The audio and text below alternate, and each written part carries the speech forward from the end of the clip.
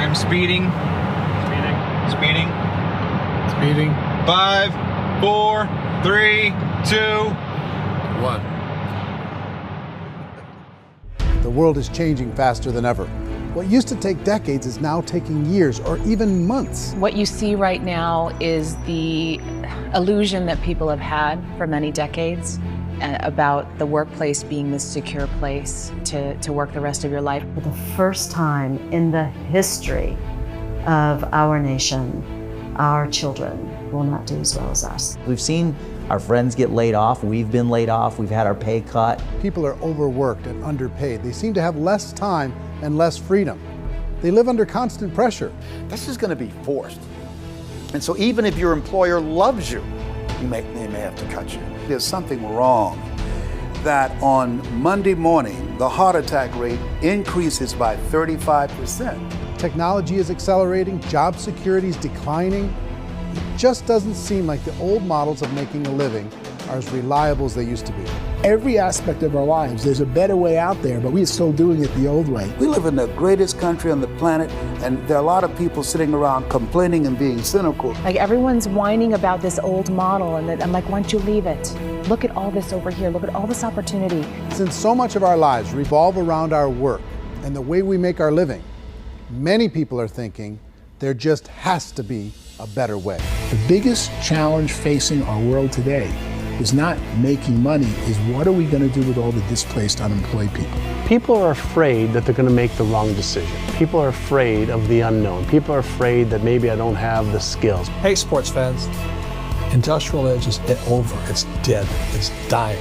That's why going to school to get a job is an obsolete idea. A steady paycheck is an industrial age idea.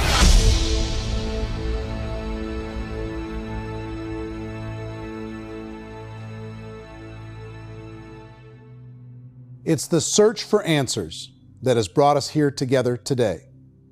My name is Eric Worre, and for almost 30 years I've been an entrepreneur, struggling at times, but ultimately succeeding. As a best-selling author, speaker, and business owner, I've spent my entire career helping millions of people around the world to become entrepreneurs. And I believe strongly that there is, in fact, a better way when it comes to how we make a living. The career landscape has changed dramatically, and many are still working in a model that is completely out of date. What worked for previous generations isn't working as well for people today. In this film, we're going to explore 3 important questions. First, what's really going on in our working world today? Second, in this new economy, is it better to become an entrepreneur, or is it safer to work for someone else? And third, if a person decides to become an entrepreneur and start their own business, how can they do it without taking on massive risk?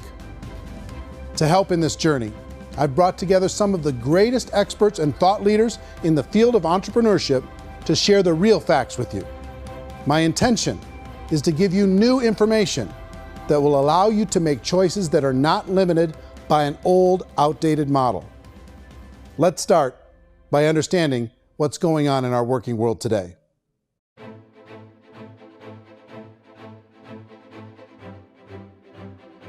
Let's look at unemployment. 30–40% of the people are honestly not working, but would be working.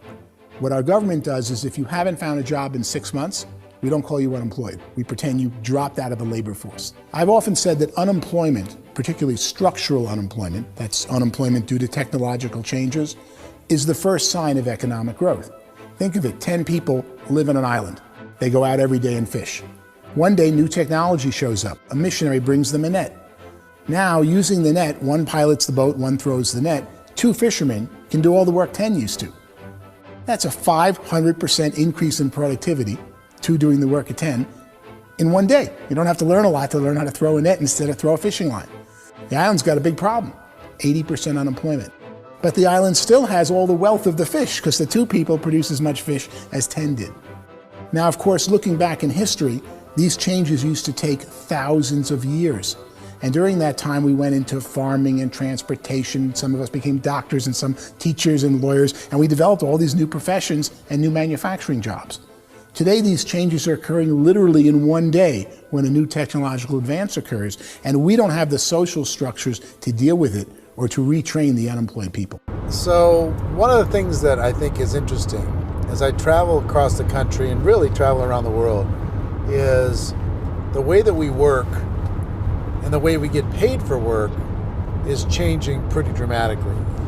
On a global basis, everything is being turned upside down because of the rapidly advancing technologies.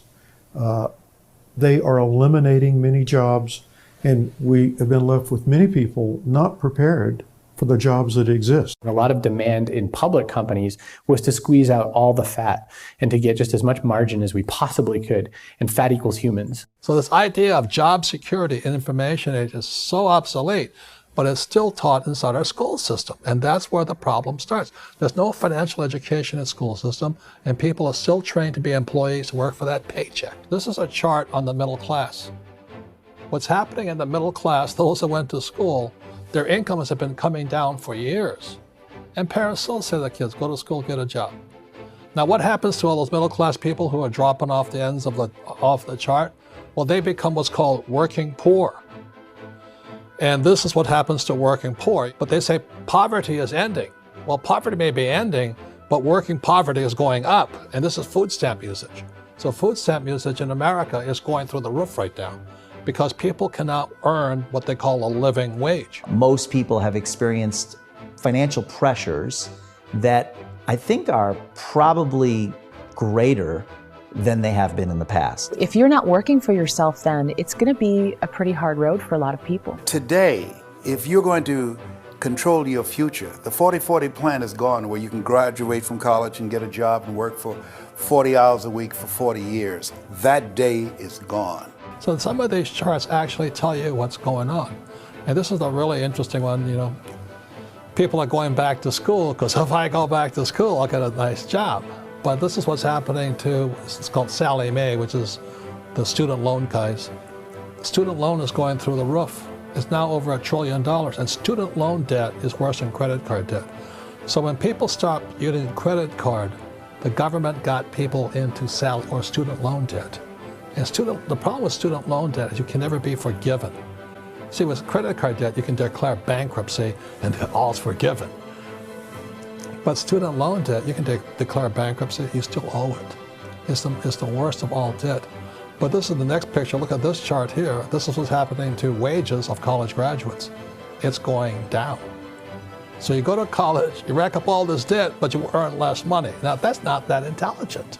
Average person who's been working a lifetime in America today is ending their lifetime at 65 with about $41,000 in assets. They earned just enough to survive. I think in the United States we have something like 17 trillion in debt. That's just the federal government debt. We got another 2 in municipal and in other, let's call it almost 20 trillion government. We've got 40 trillion in private debt. That comes up to close to 60 trillion. When you then add something we never had before, what you were talking about, when we look at the unfunded portion of Social Security and primarily Medicare, Medicaid, that, at the most conservative estimates from outside firms, Kleiner Perkins, 67 trillion and growing. That's more than all our other debt. There's less conservative estimates that say it's 84 trillion or higher. I added up conservatively $127 trillion in total debt. Debt is a financial drug. When you take it to excess, it's like taking a drug. Yeah, it makes you feel better, it enhances your performance, but at a huge cost, eventually it kills you. And so that's what happens. We keep doing more and more debt, and you get less and less results, just like a drug, until the debt gets so high that it crushes the whole system. That's where we're at, 8.2 times GDP. You know who I feel sorry for?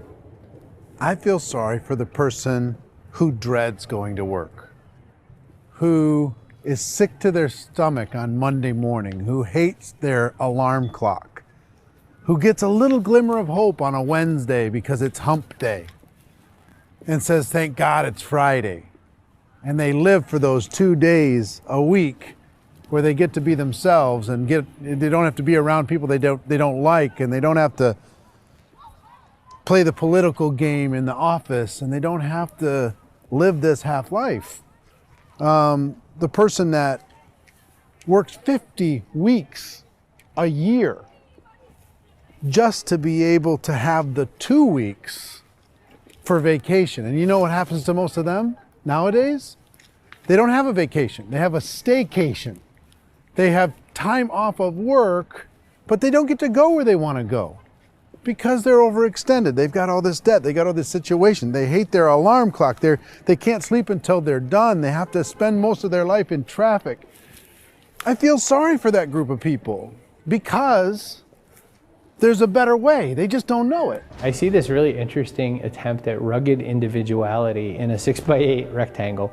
And I feel like you're all the same, except for the little push pins of the pictures. There's different pictures. Yours is named Jenny and his is named Sujara, but it's the same people. And this is how they are, and they're just like the zombies, and there's no joy in there, there's no fun. There's always like the wacky woman who decorates her cubicle, and that's the most she can do there. You got to give her credits, right? The wacky cubicle woman. The basis for their life is worry. I'm worried, you know, maybe I'll get fired. I'm worried maybe my company will go out of business. I'm worried I can't keep spinning the plates on paying the bills. I'm worried about how do I send my kids to college. I'm worried, what if the transmission of my car breaks? That's, you know, 2 or 3, I can't fix it. People live in a sea of worry, and it eats at them. Those signs that people held up during the Depression didn't say looking for gainful employment in a cubicle. It said looking for work. Work is what we're looking for. Job is just a unit of measurement. Work is what we're going after. It's time to look in the mirror and say, it's not the economy, it's my economy. It's my little world of where I am. I need to improve. I'm not going to wait for the economy to come back because frankly, the economy is doing great in this country. So I'm here on Wall Street, the financial center of the universe, the financial capital of the world. This is where most people's money goes to at least be held for a time, right? With interest rates in banks being effectively zero, and many experts are predicting it's going to stay at zero for the next 10, 20, even 30 years, people feel like they don't have any choice but to put their future into equities, to put their future into the hands of other people on this stock market, and hope that the stock market goes up, hope that the stocks that their advisors pick or that they pick goes up. That's one way to go, I guess. It's my personal belief that if you put your future into the hands of yourself, in other words, you have earning power by yourself, I think you're a better investment than these guys. I think you controlling your future is a better option than handing over your retirement to these guys.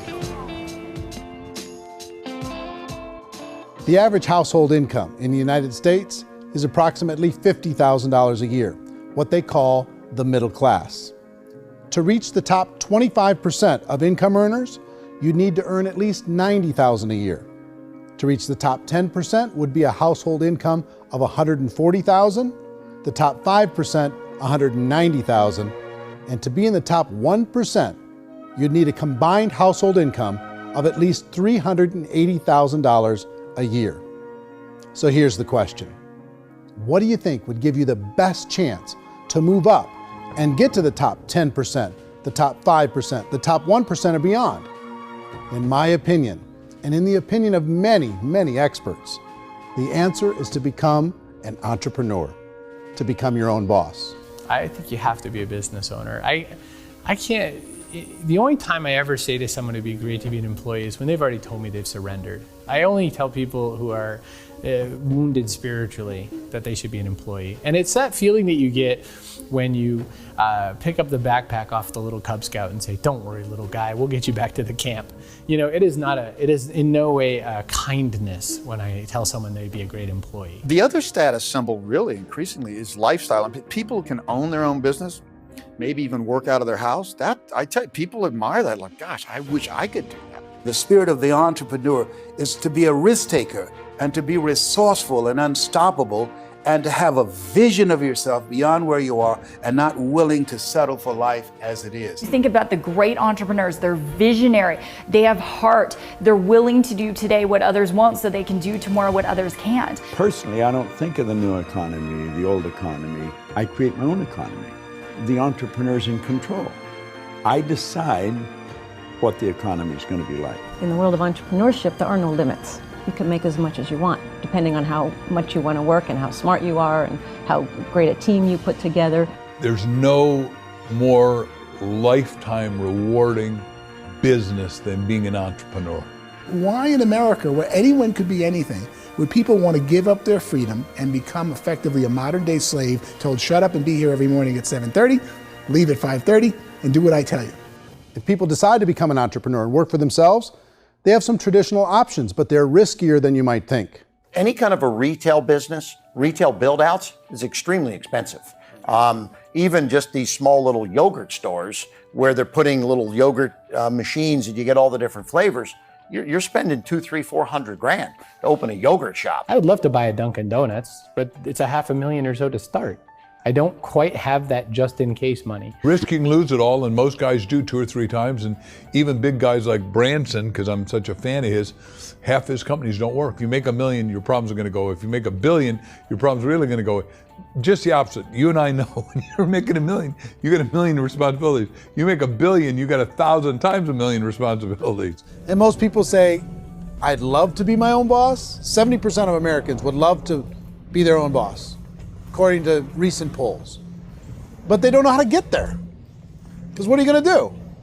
One, you could buy an existing business. If somebody's selling an existing business, you have to ask why. Usually because it's probably hard. It's probably not making as much money as they hope. 2, they could buy a franchise. A little less risk, proven system, but it's expensive to be able to do that. 3, they could start something from scratch. And that's where a lot of people feel like, I don't have the chops to do it. I don't have the money. I don't have the product idea. I don't have the expertise. I don't have whatever it's going to take to be able to get there, and I can't risk my family to do it. So, 4th, they could become an investor. A lot of people in this town invest to try and figure out a way, but you got to be pretty smart with that game too, right? Venture capitalists, who are the very best and most sophisticated in investing in new breakthrough businesses, make it on 1 out of 11. That means 10 out of 11 are mediocre or fail. Most of them fail. That's the risk there. An angel investor is lucky to get 1 out of 15 or 20. A business is a team sport. Like, I have to have accountants, I have to have engineers, I have to have system designers, I have to have sales, marketing, I have to have accounting, I have to have mission statements, I have to have legal and all that. The average Joe Schmo, even me, I go out there, I don't have the skills to put a business together. I think the bottom line for the 4 traditional options is they take money, sometimes a lot of it. They take expertise, and they take time. All of that adds up to just too much risk for most people. I bought a business from somebody else and it was a lot of work. And you start wondering, what did I just buy? Because I guess ultimately I own your email list and I just overpaid for it. People that start their own business, they spend a lot of money, they spend a lot of time, a lot of effort to get things started. And the more you invest on the upfront, the harder you typically work at it. Well, I can tell you what the success rate is of a restaurant. What is it? They're crazy enough. About 90% of them fail. About 90%, in how quickly? Year or less. Wow. And if we're talking non-franchise, we're talking franchise, Sure. That's totally different. Yeah. But our students aren't getting franchise restaurants. You gotta invest big money. Exactly. And with someone like McDonald's, you've had to work with the company for a long period of time, really know the To even have a business. chance of investing $1 million. Have a chance, and it's a slim chance. What if there was a way that you had all the proven aspects, the comfort aspects, and you could still control your own life? What if there was both? In other words, you didn't have to create everything from scratch. You didn't have to be a super leader. All you had to do, what if there was a proven product already? You didn't have to create the product. And there's a proven system already, proven training already. Everything except an employer. That was the only thing that you didn't have. Do you think more people would be open to working for themselves in that environment?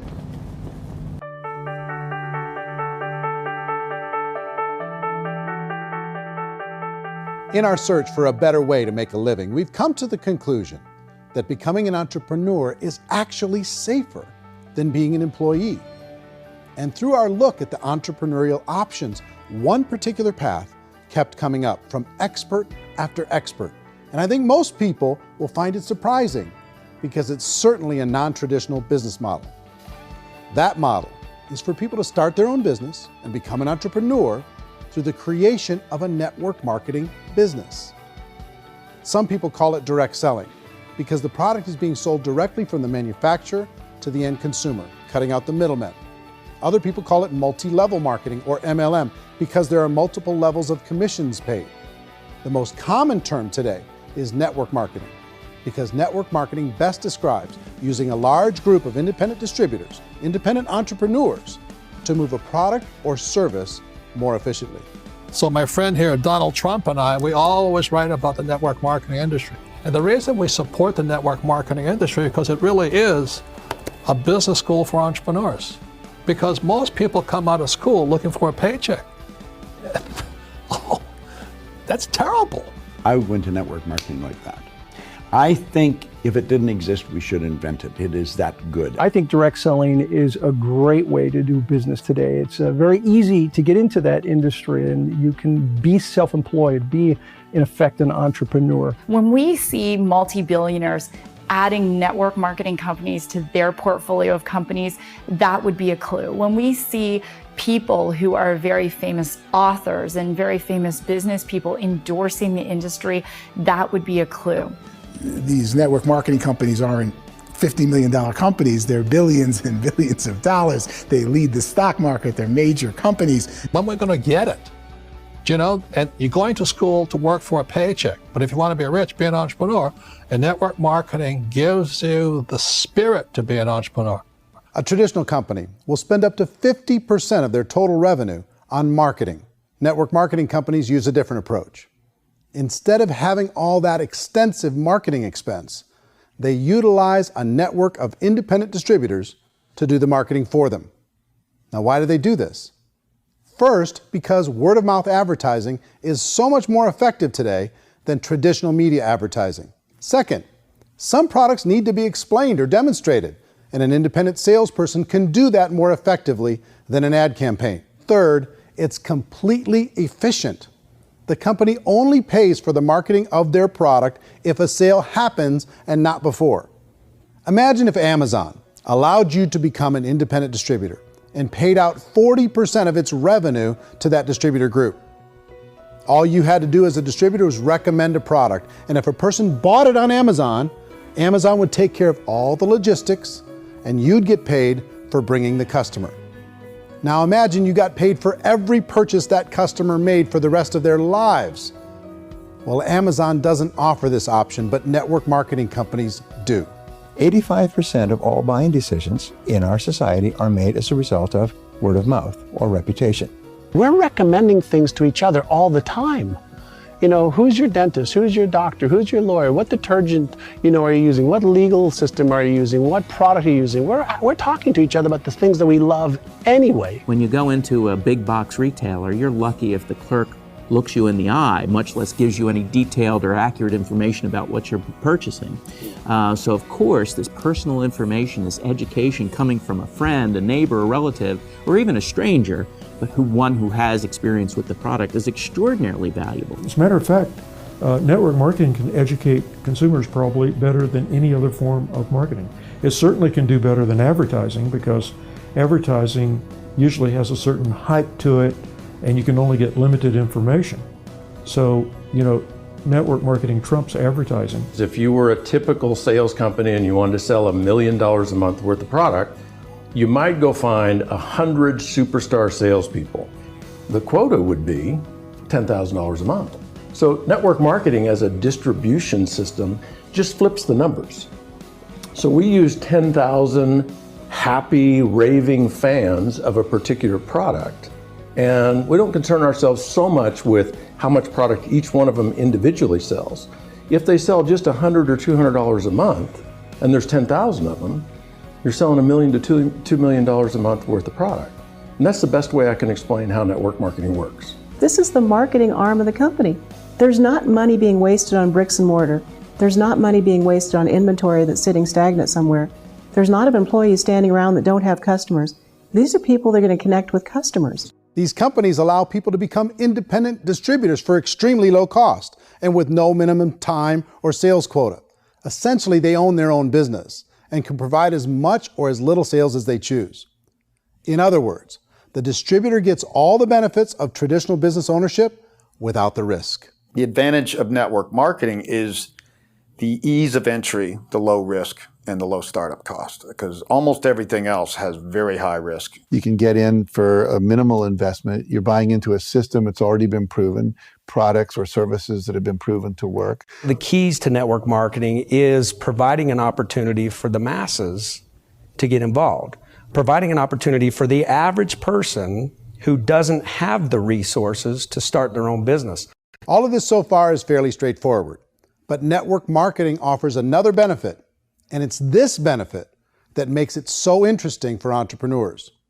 Network marketing allows a distributor to build their own network of other distributors and then compensates them on the sales created by that entire group. Direct selling is, at its base, very simple. It's the sale of a product or service to an individual on a face-to-face, one-on-one basis, just the way we're talking right now. But there's an important element as well, and that's the offering in conjunction with that sale of product, the offering of an opportunity for someone to make something of themselves. No matter what your social status is, no matter what language that you speak, I mean, look how many unbelievable people are becoming successful to speak every kind of language out there. What an awesome gift to give the world. Instead of having to work your way up in a system and prove that you could be a sales manager, they just decided everybody can be a sales manager. Everybody gets to build a sales team from day one. And so what that brought into the system of growth as a direct selling company is the concept of compounding or geometric progression. Because now you can actually grow sales force very quickly because everybody is enrolling people in their own sales force. People who are like, oh, this is weird, I'm building a sales team. Or what do you think you do at a regular company? How do you think a regular company works? Network marketing is the only industry that doesn't say your past determines your future. It looks at your past and says, okay, now what can we train you to do so you can have a great future? Every other employer out there wants to exploit you for what you already know, not teach you something new. Network marketing has a potential to save the United States and the world, because it's going to teach people not to be employees, but to be entrepreneurs.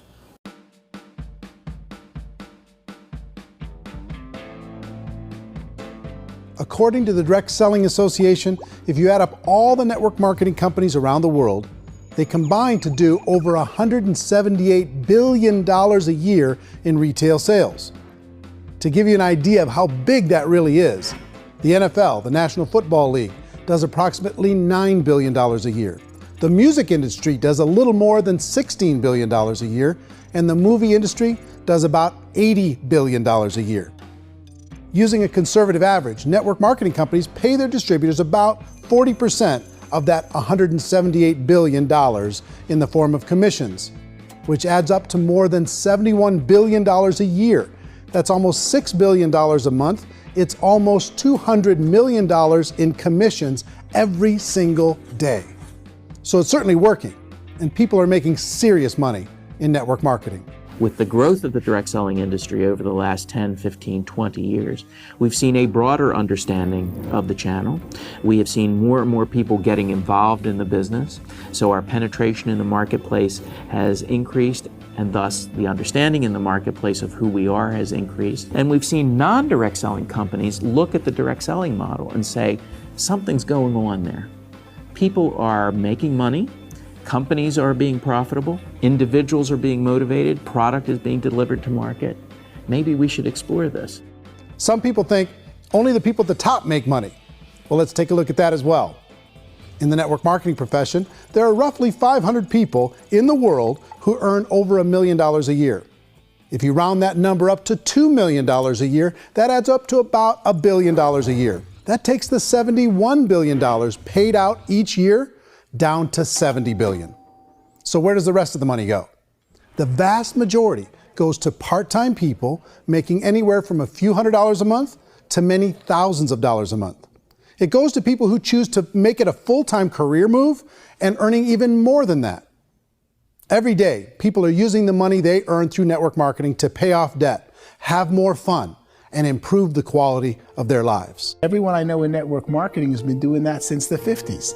They go to work when they want to go to work. They stop working when they want to take time with their children to have a leisurely breakfast and discuss issues and drive them to school. They go back to work when they get home, wherever they're working out of. The biggest thing that I've seen is people that have become much happier in their life. MLM has probably made more millionaires of more people in more countries, and I've spoken to them in 67 countries, than any other single form of business, starting from nothing. If they have a choice between working a job for the next 10 years or working a network marketing business for the next 10 years, the result of working the network marketing business will be better.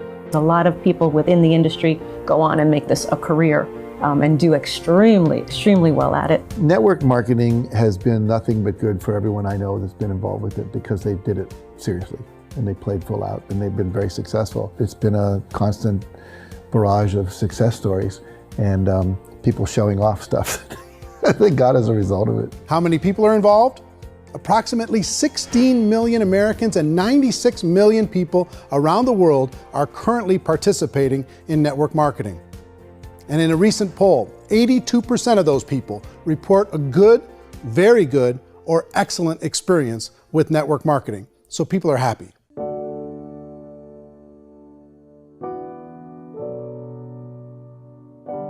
So I've taken a look at the network marketing profession and really tried to understand why so many people are confused as to the validity of this as a business. One is this pyramid shape.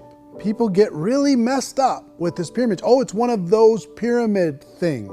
So I just think there are a lot of haters out there who really don't understand the industry and say, oh, it's a get-rich-quick scheme. It's a pyramid. Well, corporate America is a pyramid scheme. You know what I mean? It goes like this. You have thousands of MBAs, let's say working for Ford or General Motors or Coca-Cola. If all these MBAs, they're all trying to get to here, that's a pyramid. Only one guy's going to make it. Every 10 years, one's going to make it. Whereas you look at network marketing, it's like this. So you're here, and your job is to develop other CEOs coming up behind you. So it's an inverse pyramid. In network marketing, it's a very simple concept. If you sell product, you get paid. It is paid based on production. There is no first mover's advantage. There is no investment component where the more somebody spends, the more they're entitled to make. So the two are polar opposites of each other. It doesn't matter what shape the company is or the compensation plan is shaped, whether it's a circle or a pyramid or a triangle or a trapezoid, it doesn't matter. If compensation is coming primarily from recruitment, then you've got a problem. On the other hand, if an operation is basing their compensation to participants on the basis of sales, even when those sales are generated by people you've recruited, well, then you're a perfectly legitimate enterprise. That's the legal test, it's the practical test. Another issue that's been true in the past that is no longer true now is people used to be in network marketing loaded up with products that they couldn't sell and they ended up a loser. They ended up with a bunch of product in their garage, they ended up with a bunch of products sitting in their kitchen shelves or whatever, and they thought they could sell it and then they weren't willing to or able to sell it and they ended up with a bunch of stuff and they were bitter about it. There was this thing called front loading where you had to buy if you bought $25,000 worth of product, you got better commissions and all this. Today, it's almost all done by computer. It's direct mail comes from a warehouse somewhere else. You don't have to have all this inventory. You don't have to stock up. It's a paperless world now. Most of it's done online. You have a back office. It really works. And I mean, the technology has changed everything. Third issue is people start talking about 99% of people in network marketing don't make any money. Well, we've talked about that over the course of this journey together. Almost $200 million a day is being paid out to network marketing distributors around the world. The naysayers, the people who say that it doesn't work, are usually the ones who just don't know how to make it work for themselves. And so they're giving you an opinion, and I tell people, don't confuse people's opinions with expertise, because opinions are free. And don't confuse sincerity with the truth, because people can be sincerely wrong. But here's the reality inside of network marketing. The vast majority of people that get involved in network marketing just become customers, and they get involved to be able to purchase product at a lower price. If you take Costco as an example, if a person goes into Costco and gets a membership to Costco so they can get a lower price on the product, we don't call that person a loser because they have a bunch of product that they walked out with with a smile on their face. Yet when some people want to take a look at network marketing, they say, well, those people, they're just using the product and they aren't earning an income, so they must be a loser. They're not a loser, they're a happy customer. That's the vast majority of people that are involved in network marketing. Now, a smaller percentage of those people decide to go build a business. They earn $300 a month, $500 a month, $1,000, $2,000. That's the bulk of earnings in network marketing. And then there's the few that really decide to take it serious, really decide to build a large network, really work to make that network very, very productive. And those people make huge amounts of money and there's no cap. What I do as an outside economist, just somebody looking at this industry like any other industry I speak and say, look, what's the realities of this? 1% do incredibly well. 10% generate some additional income at pretty low risk and effort, that's not, and 90% of people roughly end up customers.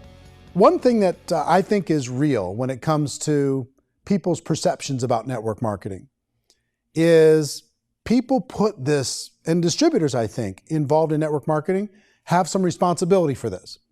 They have sometimes unrealistic claims about the product or about the income. Most people who become distributors, they want the money, they want to be successful, but they don't have the skills. They don't know what to do. And when people don't know what to do and they're in a new business, they're scared. And when they're scared, they panic and desperation kind of sets in. So they think everyone they talk to has to get in. So if I talk to you and you say, well, no, I don't have time to do that, they're like, no, I need you. You have to do this or I won't be successful. So I start clawing on you. I start that desperation. So then I start making claims about the product, which are not appropriate, probably not even true. Or I start saying, oh, let me show you how you can make all this money and you don't have to do anything, Eric. And so you just totally misrepresent the opportunity, and you're clingy with people because you think you need everybody to be successful, and you don't. You know, one of the messages that I try to deliver most forcefully to companies as well as salespeople in direct selling is that you don't have to overpromise. The reality is in network marketing, there's a lot of hard work involved. There's a lot of effort. You're going to have to develop yourself. It's a business like anything else. It's going to take some time, but in my opinion, it's better.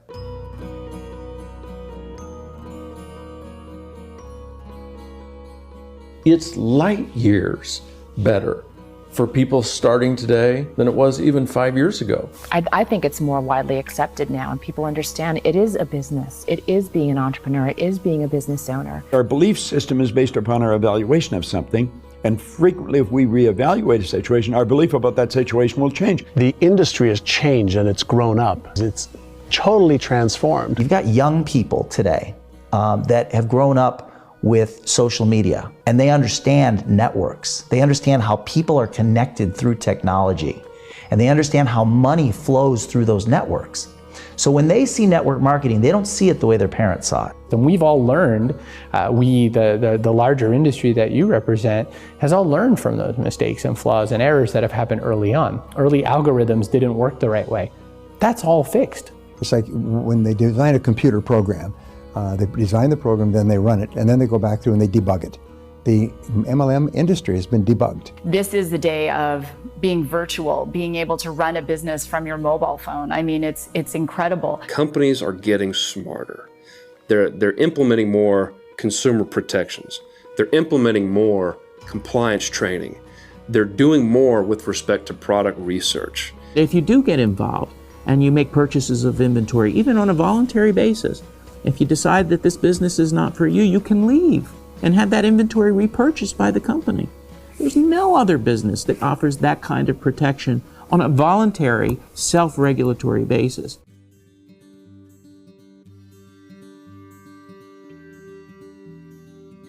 If you decide to look further into a network marketing business in order to generate more cash flow for your family, I would recommend reviewing the following 4 elements.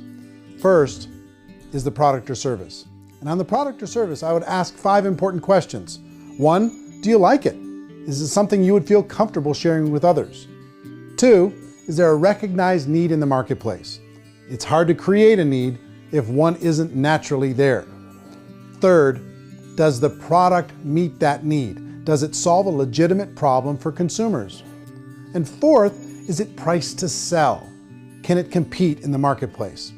And fifth, is it priced for profit? Is there enough margin for the company and the distributor to be able to generate income for the long term? If you can answer the questions on the product to your satisfaction, the next element to consider is the company itself. Is it well run? Do you believe in the founders or the management team? Do you feel they have what it takes to go all the way? See, it doesn't matter how good the product is if the management can't take care of the company. Good management can change with the times. They can handle adversity. They can make good decisions. Make sure you choose a company that can serve you for a long time. The third element to consider is the compensation plan. And with that, there are three important things to look at. First, a brand new person needs to be able to generate some money fairly quickly. It may be an obvious reason, but you can probably imagine the ripple effect of a distributor getting involved and having even a small victory fast. That can only help with the overall success of the organization. Second, a person should be able to develop a moderate part-time income in a reasonable period of time. As they develop their network and as their sales grow, they should be able to enjoy more benefits. And third, for the people who are really serious, for those who decide to really go pro in the network marketing profession, there should be the possibility to make a serious full-time income if they work hard and are committed to developing their skills. If you're comfortable with the product, the company, and the compensation plan, the last thing you should look at is the support that will be made available to you.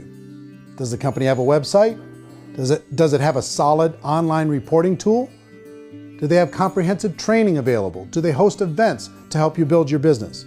If you decide to do this, what kind of a support system can you plug into? Choosing a network marketing company is a personal decision. But evaluating the four elements of product, company, compensation plan, and support is a great place to start. Is the company promising that you're going to get rich quick or that you can make a lot of money without a lot of effort? That's a red flag. Is there a product that you really believe in that you think can be sold? Or are you being told by salespeople or the person who's trying to recruit you or by the company itself that don't worry about the product, all you have to do is recruit other people into the business? Red flag, warning sign. If you're hearing that, take a second or even a third look. Get to know the customers, the products, the business, have some success, and see where the opportunities might take you to move up in the organization. You want to find out, how concerned are they about my education, my training, and my development? Is there a space for me to grow? Most important question. Learn everything that you can about the product. Make sure it's something that you believe in, and learn everything you can about the industry and work that system. You have to be very passionate about whatever that company is doing. I would get involved. You can always test drive anything, the product, the service, the community, and then lean into it a bit. If it feels good, then lean into it a lot. Behind me is the Lincoln Memorial. And this is a place where Martin Luther King Jr. had his famous "I Have a Dream" speech. And at that speech, he talked about his dream for equality for everyone around the world, and that's a noble dream. But I think more people need to remember what it was like when they were kids and the dream was still alive in them. Before it got beaten out of them by reality, by this paycheck, by these responsibilities, and by having to live for this job to pay the bills. I think people need to remember that, go back to that. Once they know that there's a better way, I think their future is going to be much brighter. They can live a better life.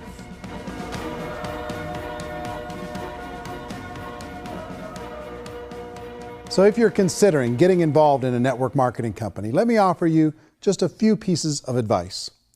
First, network marketing isn't perfect. It's emotional, it's challenging. Like any entrepreneurial venture, it can have its up days and its down days. But if you have an entrepreneurial bone in your body, it's just better. Second, if you're gonna do it, decide to be professional. Decide to go pro. It's better to do that than just be this amateur sticking your toe in the water. Third, as any professional, you're gonna have to learn some new skills. And I promise you, inside of the network marketing profession, they're not too difficult to learn. Fourth, like anything worthwhile, It's going to take some time. Don't expect that you're going to get to the finish line right out of the gate. And fifth, it's worth it.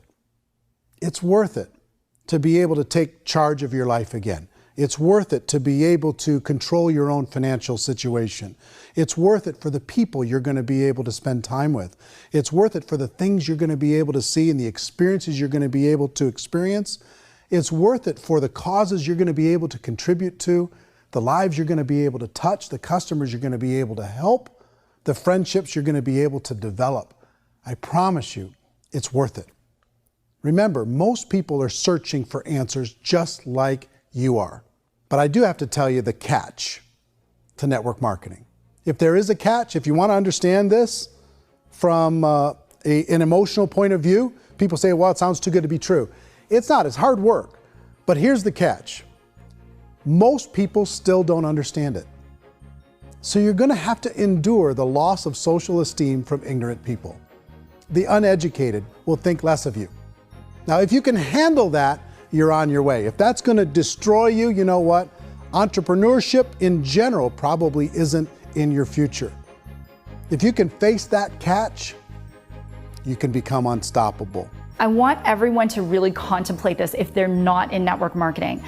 You're in a job, you probably have a mortgage, you have rent, you have debt, whatever's going on. You're in a prison. You work just hard enough to keep them from firing you, and they pay you just enough to keep you from quitting. Come on! I've been there, done that, and bought that t-shirt. In network marketing, if you run into failure, it's really just a homework lesson for yourself. There's no one to blame. You really have no excuse not to be successful. You just don't.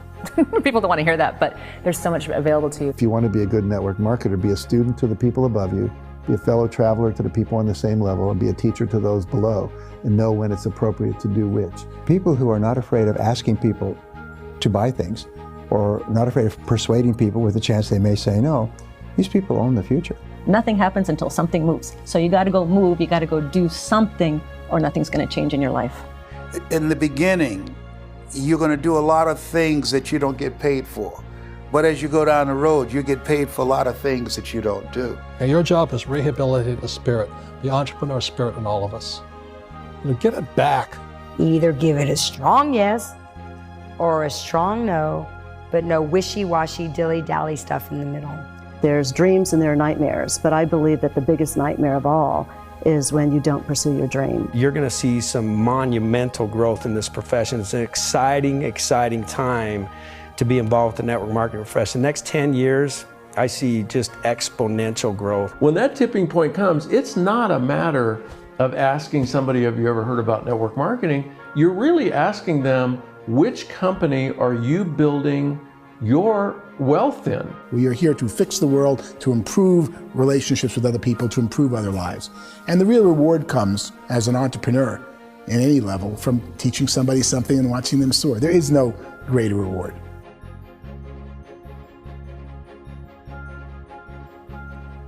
Life's too short to spend it living someone else's dream instead of your own.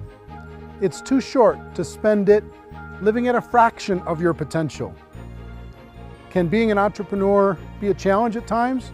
Sure. But here's what you get in exchange. It can be yours. Something that you built, something that you created, something that you made happen. This balloon represents your dream. It represents entrepreneurship. My wish for all of you is that you would reach out and grab it. The choice is up to you.